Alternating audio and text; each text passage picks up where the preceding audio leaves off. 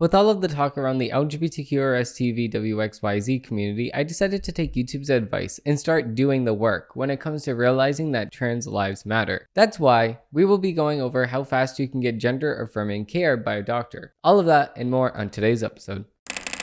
Facts over tracks, isn't that spitting slow, spitting fast? I could roast, I could gas, think I'm okay at last, but I don't know if that can erase all the past. Digging right into this thread on Twitter, we actually have this thread by Matt Walsh. We have breaking. The largest trans healthcare providers in the United States rubber stamping letters approving gruesome life-altering surgeries. It's such a rocket that my producer was approved for testicle removal in 22 minutes. The tape is disturbing. First, some background. Ari Greiner is a licensed clinical social worker and educates doctors on, quote, trans healthcare. At a recent training session from the Jupiter Center, Gruner explains that she writes whatever letters her patients want because she's not a gatekeeper. Let's watch the video here. We sort of will go again into understanding that I'm not going to be a gatekeeper. I'm not going to be a person that's going to stop them from accessing care. I'm not there to determine if they're trans enough. I'm going to write them this letter. Okay, so you are the doctor. You're supposed to be the, quote, gatekeeper because you're the person that's saying, do you have a mental illness or do you not have a mental illness? You're the one that people are looking for advice on how to get a better life. You're the one that people are going for them to either get treatment mentally or actually get their life altered in a surgery that you're going to sit there and approve.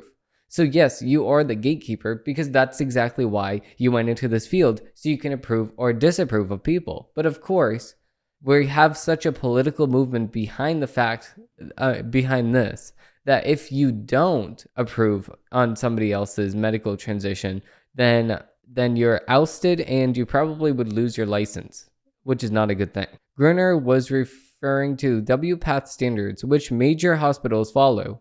They require that trans patients obtain a letter before undergoing surgeries, but Gruner tells her audience to treat the letter as a persuasive essay and to greenlight even suicidal patients. This is the video here. Any psych history that might be helpful to sort of showing the necessity. So if, let's say, a client has a psych history that includes like suicidal ideation or a suicide attempt, and you can connect it to the gender dysphoria, that actually can be sort of a positive, persuasive essay piece. And I'll talk about that in a little bit. Okay, so hold off. Okay, so what you're saying here is that you're going to write an essay, a persuasive essay piece on somebody else's suicidal ideations because of the fact that they have a mental disorder, and you're going to go ahead and allow them to continue thinking that they have this fictional character inside of their head, that they're actually the opposite gender. So you're trusting a person with severe mental illness to the point that they will kill themselves if they do not become who they say that they are. That's not a good thing.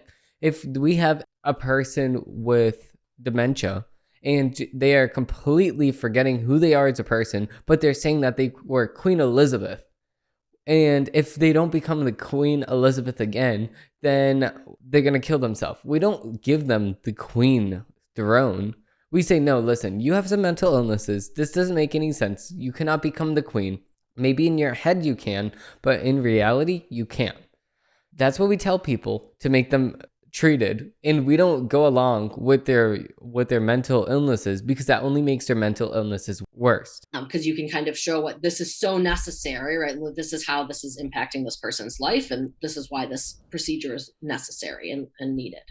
I have found that when I frame it in we're going to kind of use this as a persuasive essay and we're going to really, kind of stick it to them, there's a little bit more fun with it in the way we even use language. So I found that to kind of be helpful with clients. So you just add in these languages, you add in things that the patient never even wanted you to say in the first place. So you can convince the insurance companies to pay for the surgeries. The next one says, quote, Gruner explains that insurance companies won't pay for these surgeries unless the patient is diagnosed with gender dysphoria. So she says that healthcare workers should provide the diagnosis. We're using the diagnosis, she says, to ensure clients get the necessary treatment. Let's see this here. And who's asking us to write these letters? So oftentimes we're being asked by surgeons or physicians But in reality, it's really for the insurance companies. That's what the letters are really for. And I think that's important for us to keep in mind. We have to use the DSM in our letters for insurance company. So I'm not going to spend a lot of time on this. As y'all can tell, I'm not like the biggest DSM fan. So I just think it's important to highlight because of this requirement. And this is something I'll explain to the client. So I'll talk about, your insurance company is saying as, or sort of a requirement for this letter, for the surgery, that you have to have this diagnosis. And we'll kind of talk about that. So knowing that this, sort of American Psychological Association, or DSM, there's this history of pathologizing and categorizing queer people as sort of sexual deviants, there is that minimal trust. So what I talk about is that we're using the diagnosis to ensure that clients get that necessary treatment. Okay, yeah. So what you're doing is you're fabricating what actually is going on within their own life, so they can go ahead and get this covered by the insurance companies, because of the fact that that these insurance companies will not cover this alone. Whatever insurance companies might think of that, it's the industry standard. The popular trans telehealth service, Folks Health, for example, instructs patients that even if they don't fit the definition of gender dysphoria, the diagnosis is needed so the insurance pay out. Folks, which provides letters authorizing surgeries for a minimal fee, goes on to admit that it's quite possible patients will receive a letter indicating a gender dysphoria diagnosis, even though they don't really have dysphoria. We reached out to Folks about this. A staff member confirmed that a diagnosis of gender dysphoria, which the word diagnosis in scare quotes, is a quote requirement for insurance purposes, even if it quote doesn't apply. The largest trans healthcare provider in the United States, Plume, runs a similar scam. They sell letters for $150 authorizing surgeries. That's how our producer, Greg, received approval for testicle removal after a 22-minute video call. In his intake form with Plume, Greg provided a fake legal name. He said that he had felt dysphoric in the past, but he stated that he had never experienced it for 6 months or more. Under the current version of DSM-5, that means that he doesn't have gender dysphoria. Plume quickly scheduled Greg for a video interview anyway. He assumed the identity of Kelsey Bussey. He didn't even attempt to pass. He badly mispronounced the name of the surgery he wanted, and he made it clear that he didn't know the effect the surgery would have. So you're currently on estrogen. You're taking 6 milligrams a day. Twice a day. Yeah, right. You got it. So you're taking 1.5 tablets a day? Okay. And then, let's see, significant history. All right. Okay, so let's kind of get into this a little bit. So you are seeking what surgery?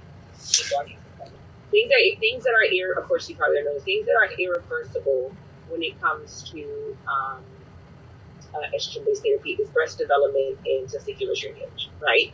There's a possibility for hair growth to come back. That may change with orchiectomy. Once you stop, once you don't no longer have your testes, you no longer have the ability for your teeth to convert to BHT because you don't have as much teeth, right?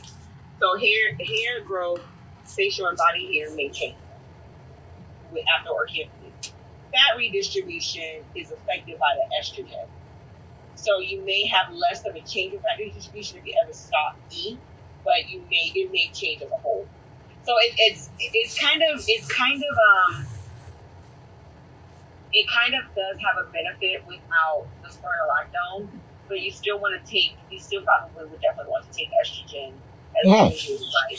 I'm not complaining about the daily pills, just to be clear. I'm just saying if it accelerates it, then it makes things faster, then that's better. Okay, so yeah, you can see his face when she is actually explaining the side effects of the surgery. He's like, but she's not even looking at his face because she doesn't care. She's just writing the persuasive essay as what she said before. Nonetheless, Plume's nurse practitioner said that she wanted to write the most solid letter possible to justify the surgery. Greg tells her that he once wrote an essay in school for being a woman, which everyone thought was ridiculous. Give me a little bit of history with your gender dysphoria. That may kind of help me. I want to make this letter as solid as possible to be like, this orchiectomy is definitely needed. I'll tell you, I'm happy to. So when I was in school, and I actually wrote a big essay for admission to a club about how I didn't feel like my biological sex went along with how I felt, and I told people that, and they thought it was ridiculous. So because they thought I just look like a guy, so they like this is ridiculous. Yeah, of course it's ridiculous because of course you're a guy. Greg also tells Plume's nurse practitioner that his father has been prescribing him hormones for years. The nurse didn't question this in any way. Instead, she says that the arrangement is perfect. So he's getting these random hormones from his dad, and the nurse does not care. And your dad is the one that's doing the hormone replacement therapy for you? Yeah, so he's actually a doctor, and he knows a lot of doctors who do it, who prescribe it. Perfect. And is your dad providing a letter for you as well?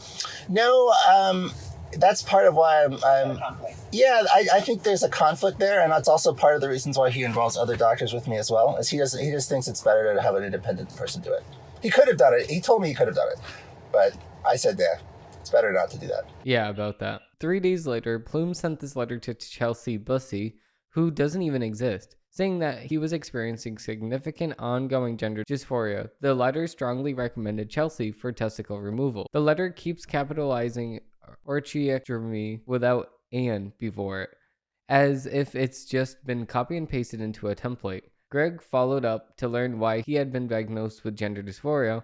Plume admitted that they just used templates provided by WPATH. Later, Plume's nurse practitioner confirmed that, quote, in order to get the surgery to be paid for, the gender dysphoria diagnosis would need to remain. At the same time, the nurse appeared confused as to why Chelsea Bussey had requested testicle removal in the first place. The scam is at the cutting edge of trans healthcare. After launching just a couple of years ago, Plume now operates in 41 states. Phlox is in 47 states. How is it possible that they expanded so quickly? The answer is that there's big money behind this. Plume and Phlox has raised over $45 million last year. Kraft Ventures just led Plume's $14 million fundraising round. Is David Sachs aware of this going on? Are Transform CPT, General Catalyst, Slow, or Town Hall VNTRS? Insurance companies like Arida, United Healthcare, and Cigna work with Plume. Do they know that they're paying for surgeries based on obviously false information? Some states have restricted this kind of medicine, quote-unquote medicine. Florida, for example, recently passed a law banning the most trans telehealth services. Trans activists and the Associated Press have complained that this law is outrageous. They're furious because they know that gender transition industry is corrupt and fraudulent from the ground up. Protecting kids is just one piece of the puzzle. The fight begins here, but it doesn't end here. The whole industry needs to be shut down, and I completely agree. And then we can see that Elon Musk said that this is an incredibly disturbing thread, and I completely agree. This is very, very disturbing because of the fact that, I mean, you go in, you don't even know what's going on, and the doctor's like, you have gender dysphoria. You are going to get your balls cut off, okay? Okay. Now, I mean, if I was to sum this up in one sentence, I would say that this is a tremendous waste of time, money, and resources from the United States government. Not only that, but also, I totally agree, we should ban this kind of medicine because of the fact that we are getting wrong diagnoses from doctors, and of the fact that we're not even following the proper protocols for gender dysphoria. So why even do this at all if we're forcing this down people's throats? And the doctors themselves don't even know why you were diagnosed in a certain way. It doesn't even make any sense. You know what does really make sense?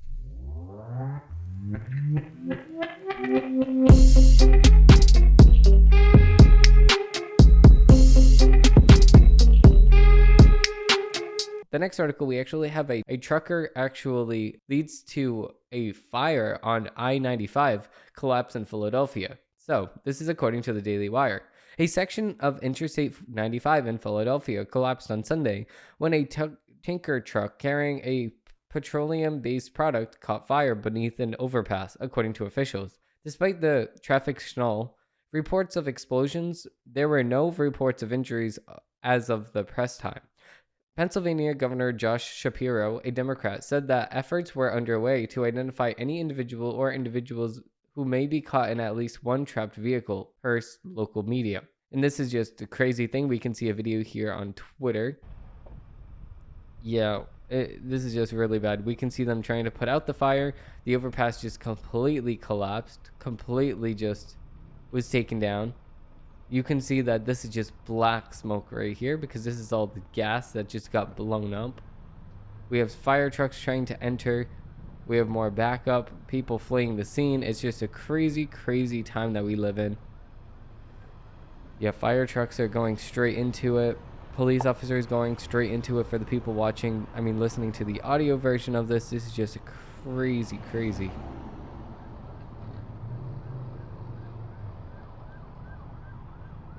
Oh yeah, and then we have drone footage of over the incident. This is just crazy. Yep, the whole entire overpass just collapsed. Like, this is going to be a very, very expensive fix. And not only that, but I do really hope that the driver of the truck made it out and actually survived. I mean, it says that there's no injuries right now, so that's very good. Authorities blocked off a 2-mile radius around the area, according to CBS Philadelphia. Officials urged commuters to take alternative routes or consider different forms of transportation. I'll take the helicopter, thank you. For now, please avoid the area and follow the direction of the first responders on the scene, Shapiro said.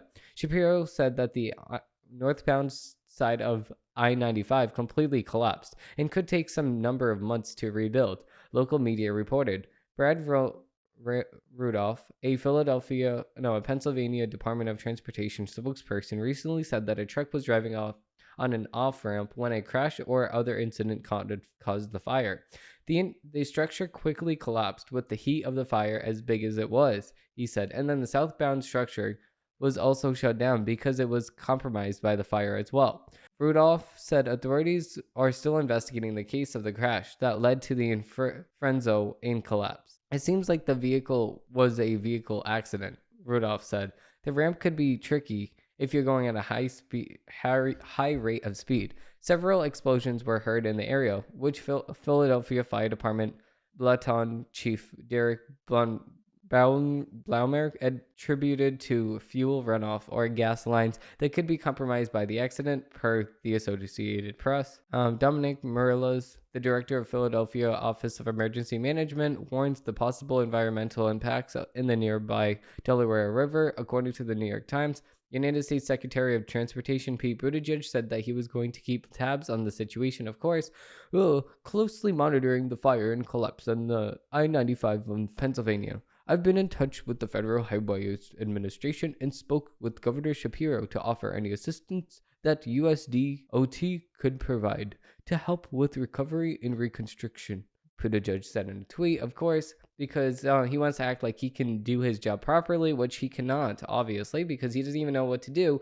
when all of the planes domestically get grounded. Oh my god. We actually have Connor McGregor actually knocking out Miami Heat mascot and sends him to the hospital. So this was actually because of a skit that they were trying to do, but of course Connor McGregor actually took this a little bit too far because he was just booed when he was trying to talk about his new release, I think his new book or something like that, and then he took his anger out on the Miami Heat mascot and knocked him out. Mascot, what's wrong here with the championship build of his own? Apparently he wants to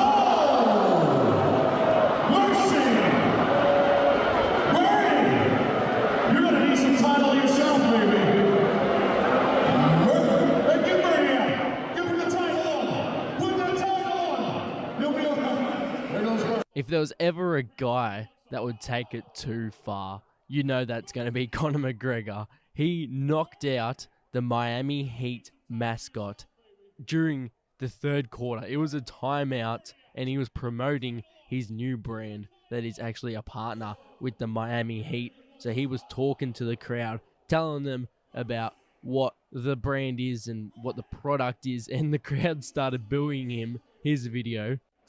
Okay, so before we play the video, I actually find it really funny that they're trying to air off the mascot. Like, he's not gonna get any air from this little napkin that you have in your hand. He's inside of a mascot costume. That's not gonna make a difference. Like, why are you blowing air in his direction? And not only that, But also, why did Connor McGregor punch him again when he was down? Like, I think that you could just go after him for assault after that. Because if he actually made contact the first time by accident, yeah, it was one thing. But then if you keep hitting him while he's down, then that's a completely different situation. Even in UFC, you don't do that. You don't hit somebody when they're down. This is state-of-the-art, next-generation pain relief.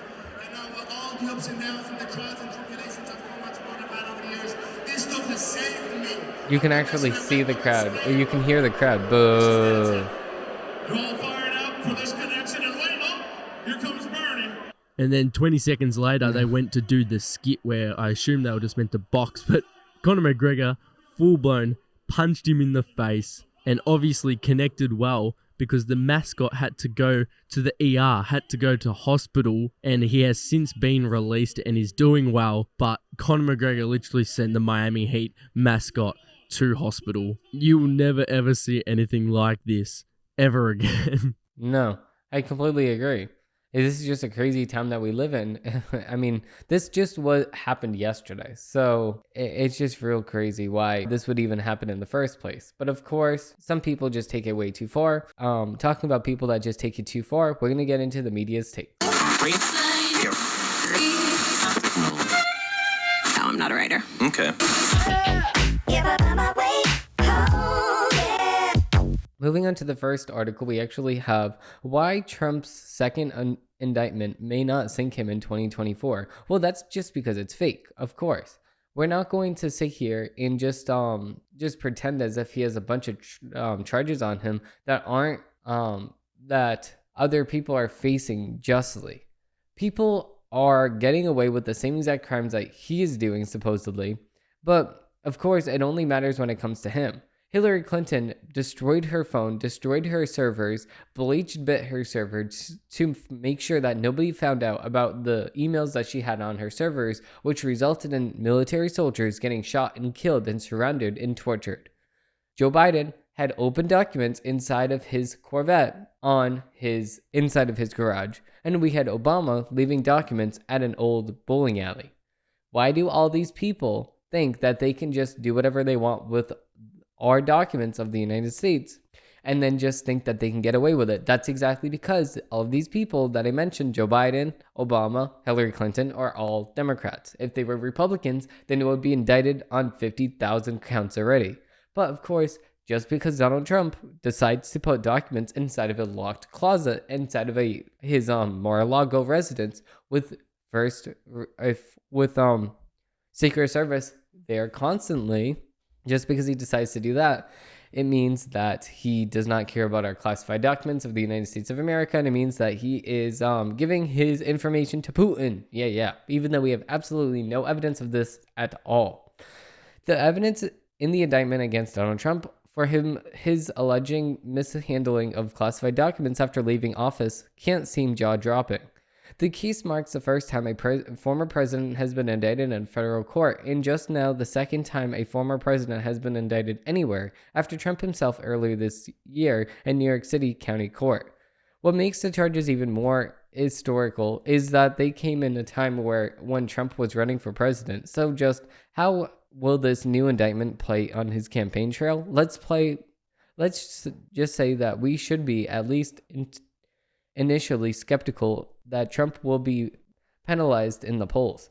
An ABC News Washington Post survey completed at the beginning of May asked whether Trump should face criminal charges over his alleged actions with the classified documents. A majority of Americans, 54%, said that he should. Just 38% said that he should not. That on its face may seem devastating for Trump. Keep in mind, though, that 50% of Americans indicated on an ABC News poll after his New York indictment related to an alleged hush money payment to adult film star Stormy Daniels. Far fewer, 33% of Americans, said he shouldn't have. The splits between yes and no on the two indictments are similar in the two surveys, yet Trump didn't see a polling penalty after his indictment in New York. With the general election polling against Joe Biden remained tight, Biden was a point ahead of him on an average of national surveys. national surveys. Before the New York indictment today, Biden is on an average tied with Trump in the national polls. Opinions on whether Trump should face charges are clearly correlated with how people feel about him overall. His national unfavorability ratings average out to around 57%. His favorability ratings average out to approximately 38%. That's close to 54% to 38% divide we saw in an ABC Post survey on whether Trump should be indicted over the classified documents. Indeed, outside of the inauguration in January 2017, in the opening days of the COVID-19 pandemic and the early spring of 2020, Trump had been constantly unpopular among the general electorate. He only won in 2016, and he had stayed competitive in 2024 polling because his opponents and potential opponents have been unpopular too. The one way Trump could lose ground against Biden is if the Republicans start to abandon him. Polling prior to his indictment in the federal court suggests that we shouldn't hold our breath for that to occur. Exactly. Because of the fact that we know on the right that Trump is being unjustly targeted because of the fact that he's a Republican and people just do not like him. That's why he's being targeted, because just people do not like him. Moving on to the next article, we actually have an MSNBC article. We have Fox News is full on denying the wildfire crisis. Of course, we have a crisis, but what people are not realizing is that this kind of stuff always happens. This kind of stuff always happened when it came to very, very dry climates in not only Canada, but also California, but also this place and that place and this place and that place. If we do not clean up the forest and we make sure that there are a bunch of sticks, a bunch of twigs that are very, very dry, then we're going to see that these very, very dry sticks, these very, very dry forests are going to catch fire. That's because it is very, very, apparent that if you have a very, very dry climate and a very, very dry stick and a very, very stupid, population of people that just throw lit cigarette butts into the forest, it's going to catch fire. That's exactly what happens.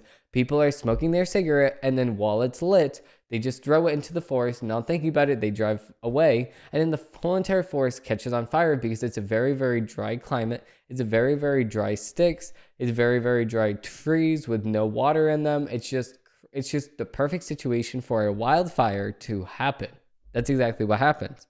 In recent days, government officials, scientists, and public health experts have warned millions of Americans to stay indoors in order to protect themselves from extraordinary levels of wildfire smoke drifting down from Canada. Across the Northeast, countless people have reported seeing orange haze and experiencing acute physical discomfort from inhaling particulate matter. Stanford researchers have already rated the intensity of the pollution one of the worst wildfire pollution events in history. But if you turn on Fox News, an expert will tell you that it's all in your head. There is no crisis, and it's definitely not related to climate change.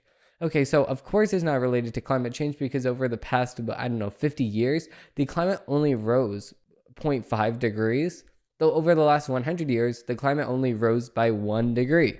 So over the last 500 years, the climate only rose by 5 degrees. That's nothing. It's the difference between 85 and 90. It's the difference between 75 and 80. It's the difference between 65 and 70. It's not a big difference. You're not going to feel the difference. It's not like the difference between the water being very, very cold and icy cold, like 30, 40 degrees, and then 120 degrees boiling. That's a huge difference.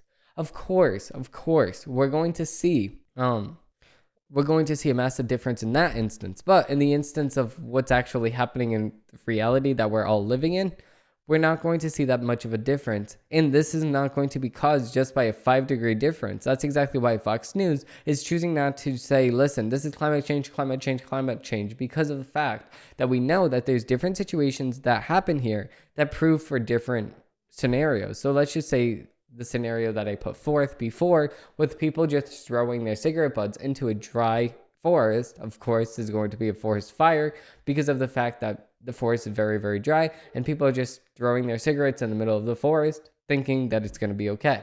No, it's not, because most of these times it's man-made. It's not because the weather is just very, very, oh my God, it's so hot. Oh, the water's boiling now. No, that's not what's happening at all. We can see that in California, there's always been wildfires. We can see in Canada, there's always been wildfires. Yes, not as bad as this time, but also we have had laws in place that make us keep the dry sticks in place, not clean them up, so the wildfires don't continue to happen. It's stupid.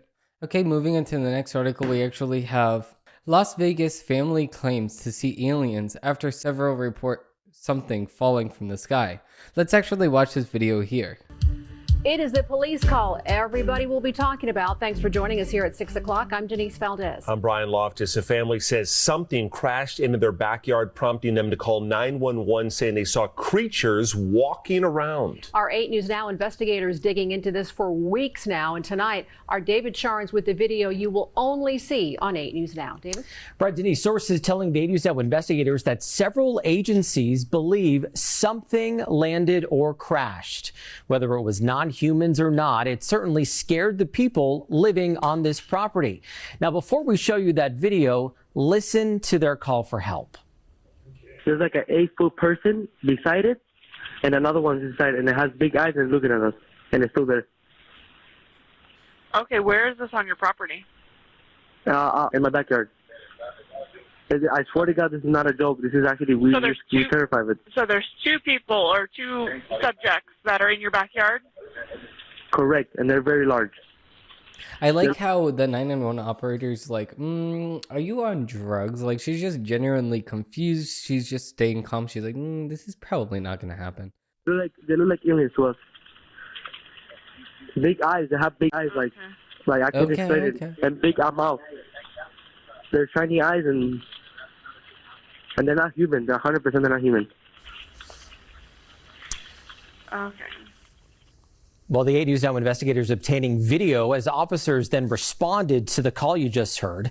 You'll see the officers also saw something in the sky that night, but the big question is, what was it, and is it all connected? Leave her alone. It's almost midnight on May 1st. Look at this. Like, when a what Las is Vegas that? Metro Police. See, that's the only reason why I'm like, okay, what is going on here?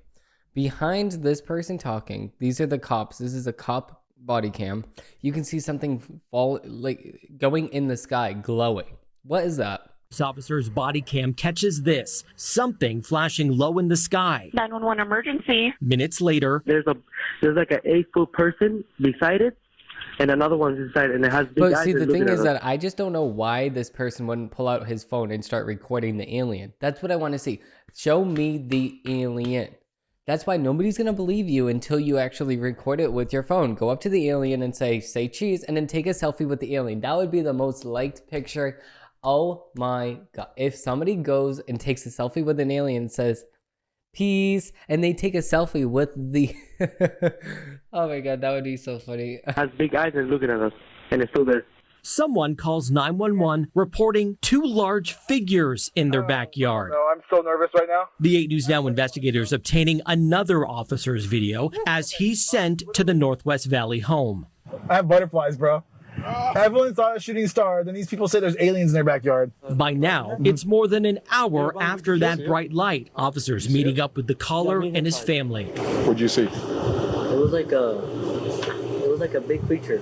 But why didn't they record? I'm not going to BS you guys. One of my partners said they saw something fall out of the sky too, so that's why I'm kind of curious. Did you see anything land in your backyard, or they see like a big? That's what they say. They see like a big something with light. What I saw right now, I do believe in it. Police walk into the backyard to investigate, but Metro blacked out that part of the But video. why do we block it out? You showed the front yard. You showed the front yard. You're gonna block out the backyard. The backyard is more private than the front yard. What? It just doesn't even make any sense. You're going to block out where aliens just landed. It's considered private property. What's Okay. clear? They're taking this call seriously. Hey, this might sound like a really dumb question, but did you guys see anything fall out of the sky? Asking others what they saw. I would normally discount it as nothing. However, seeing as one of my partners said they saw it too, only reason I'm actually investigating it further. That investigation turning up no concrete answers as of Wednesday. Whatever or whoever fell into that yard, long gone within minutes. Oh, hey. Of course, it's gonna be gone. I mean, it's not gonna wait and say, hey, I'm an alien, guys. No, We need to record the next time these people see aliens, you need to record it. When I was little, I saw a UFO. That's what I like. So I was outside. I was just playing on the swing set, and it must have been in my imagination. I don't know for sure, but I do remember it very vividly that that a UFO actually, like a spacecraft, actually went up to the house and just flew away. I was so scared that day. And then the same exact time as that happening, I was very, very scared. I couldn't move. I felt paralyzed. And then I sat on the swing. I moved because we had 2 swing sets. I moved to the other swing and I looked down my stairs and I have like a street view because I kind of live on a very busy street, and I saw horses go on the street. So it was a very, very weird time. This was before I had any devices. I was about 6, maybe 7 years old, and I saw that. So I was just very, very confused. And it was a very weird day. It was in the middle of summer. I was very confused on why there was horses and a UFO. So I don't know if I was abducted, and then I just don't know, because of course I'm going to be 67 years old. Nobody ever believed me. I told my mom, oh, I saw a UFO. I saw a UFO. She never believed me until one day she woke up and our house windows were all covered in red. Like it was a red light. My mom ended up waking my dad up, and they were looking on all the windows, and they just saw this red. They looked outside and they didn't see anything. So they thought that it was coming from like the roof, and somebody was like shining a beam of light on the house itself. That was on our house. And then they said that they were outside another time, and then they saw a UFO again. So it's like 2 times or 3 times my family saw a UFO. So we know that there is something out there. I'm not going to sit here and say that there's absolutely nothing out there. There has to be aliens. We can't be the only life form that God created. That it just does not make any sense at all. We're not the only life form that God created, and God created the universe. So God can create aliens as well, because we're not the only people on this whole entire space. Like space is a never-ending universe on itself. So no, that's just not possible. Moving into the next article, we actually have a Daily Wire article. California bill would classify not affirming child's transgenderism as child abuse. So if you don't comply with your child and cut off your child's genitals, then you are abusing your child. A recently amended California bill would classify not affirming a child's gender identity by one or both parents as child abuse. AB 957 was introduced in California legislature by Assembly holder Larry Wilson, Democrat from Susan City, and the state senator Scott Wiener, Democrat from San Francisco. The bill rewrites much of the state's family law and classifies a parent's affirmation of the child's gender identity as part of the health, safety, and welfare of the child. The bill amends Section 3011 of Family Code, which deals with child custody disputes, and requires that a court determining the best interests of the child must consider affirmation of transgender identity. If a parent were to deny the child's gender identity, then it would be in violation of the child's health, safety, and welfare, equivalent to child abuse. Because the bill changes the definition of what constitutes the, quote, health, safety, and welfare of a child, any organization interacting with child, including schools, churches, and hospitals, would be required to affirm gender transitions in minors. The Washington Free Beacon reported that Wilson's spokesperson disputed the claim that the revisions change anything about the bill and stated that AB 957 relates only to family law, not criminal law. Quote, "It's not saying affirmation is the most important factor or determining factor," the spokesman Taylor Woolfolk said. "It's one of the many factors that the judge should consider while working out a custody agreement. The bill's text is ambiguous in general, making no distinctions regarding the age of the child, how long the child has identified as transgender, or the difference between affirming social transitions in sex change treatments." Nicole Peterson, founder of the law firm and civil rights advocacy group Facts, Law, Truth, Justice, condemned AB 957 in an interview with the Daily Signal. If a parent or guardian is unwilling or simply not ready to affirm their 70-year-old's new identity as they transition from SpongeBob to Batman to Dora the Explorer, they can be found guilty of child abuse under AB 957 if it was passed into law. Peters. This is a horrifying bill for children and for parents and guardians, not just in California, but across the country. Gavin Newsom is running for president in 2028. If he signs this bill into law, it will be headed to every state if he wins. Weiner recently turned heads after inviting Sister Romer, a member of the anti-Christian Catholic group of drag queen nuns, to be honored at the California Capitol for Pride Month. He also authorized SB 107, making California the first state to establish itself as a sanctuary for transgender treatments for minors. Governor Gavin Newsom signed the bill into law in September 2022. AB 957 easily cleared the state lower house, with 16 mostly Democratic members refraining from voting. The recent changes head to a Senate committee hearing next week. Of course, this is going to happen in California. Of course, they want to take your kids from you, and they say, oh, ship your kids to California. Oh, they're going to be safe here. They're going to be safe here. No, they're not going to be safe, because you're going to cut off their genitals. You're going to cut off their private parts. You're going to cut healthy breasts off of healthy girls. You're going to cut the healthy balls, healthy genitals off of young kids, young men. And you're going to say, oh, no, they're safe here. They're safe here. No, they're not safe here. You butchers want to start carving up a child just because they say that they're something that they're clearly not. And of course, they don't know what they actually are, because they don't know what's right and what's wrong. They don't know what's left and what's right. They don't know what's up and down. They don't know any of that, because they're a child. We, the parents, need to know that we know more than the child. And when we say no, the child needs to listen. That's exactly it. Now, with that being said, we're going to wrap up this episode of the Demetrius Rujo Show. If you did like this video, please like and subscribe down below, because I do post new episodes of the show every single Monday, Wednesday, and Friday. Thank you all for watching, and I hope you have a great rest of your day.